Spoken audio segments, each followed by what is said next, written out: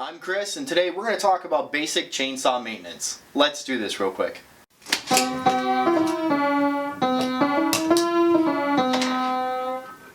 Simple preventative maintenance is essential in keeping your chainsaw in proper working order.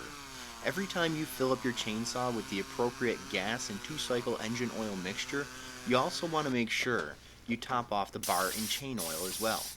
Anytime I take my saw apart, I first go ahead and blow everything off with compressed air, and then I loosen up the chain brake nuts and take the tension off the chain by adjusting the chain tension screw. I also want to make sure that the chain brake is disengaged. You can do that by pulling the handle backwards towards you.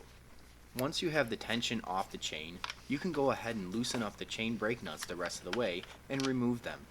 Once you have the chain brake disengaged and you've removed the chain brake nuts, you can go ahead and remove the cover.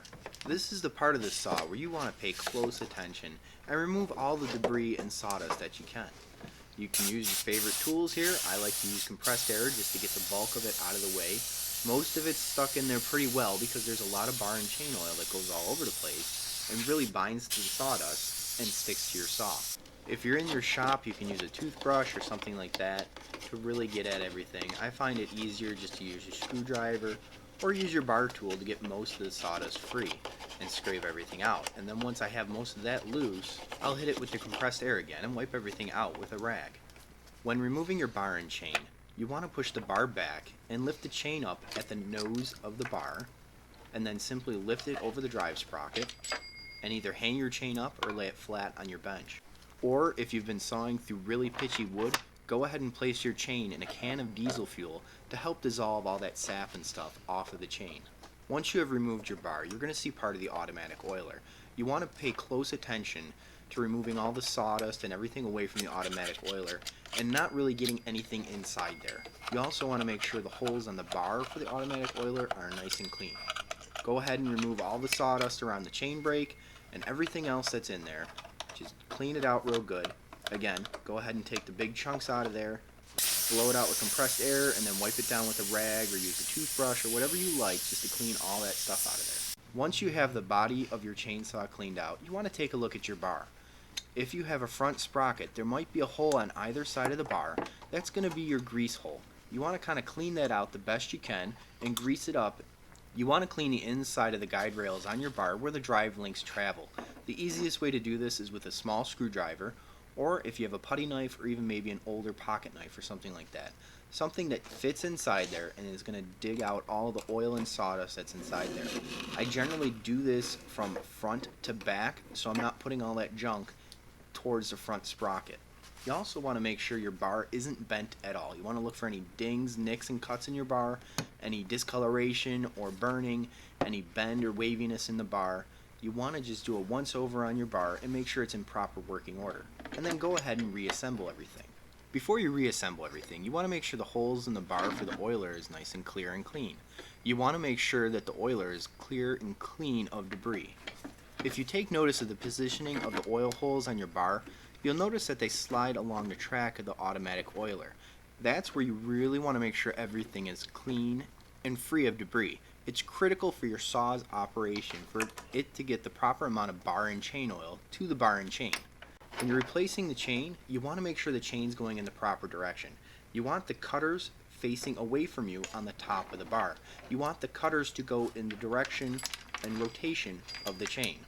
Go ahead and loop the chain over the rear drive sprocket, insert the drive links into the groove on the bar, loop the chain over the nose of the bar, and then push forward on your bar, making sure the drive links of the chain fit up inside the groove on the bottom of the bar.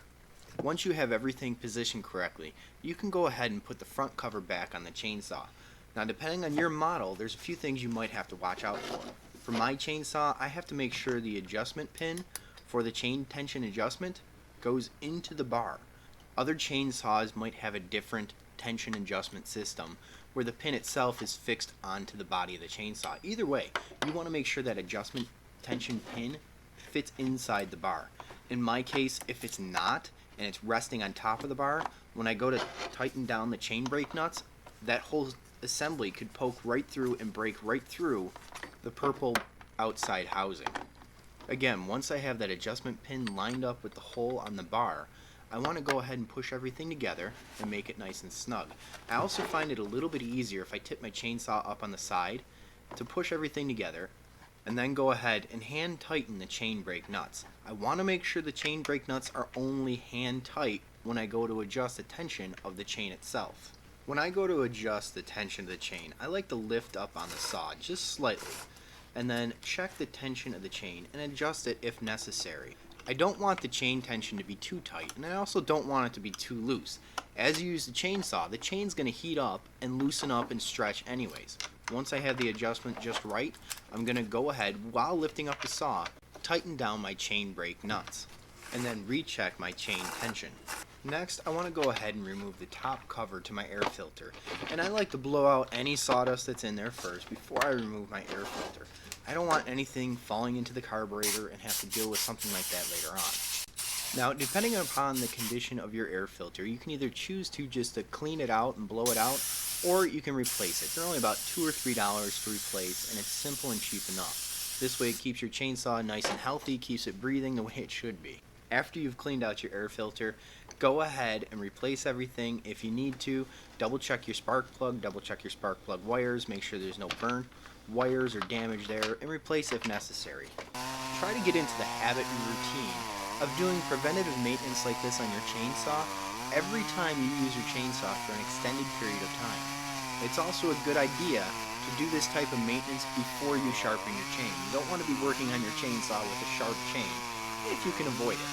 Maintaining and understanding your chainsaw and also using the proper cutting techniques and the correct safety equipment is going to be essential for you to avoid serious injury with your chainsaw.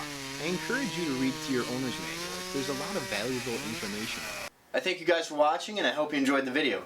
If you did, give me a thumbs up and subscribe. Definitely check out some of my other videos, and don't forget to share this video with your friends. And if you guys use these tips, please leave a comment below. Thank you guys so much. Anytime you're working with equipment like this, it's sharp, it's dangerous, and anytime you're actually using a chainsaw, please use caution. It's dangerous. Use the appropriate safety equipment and the appropriate safety tips.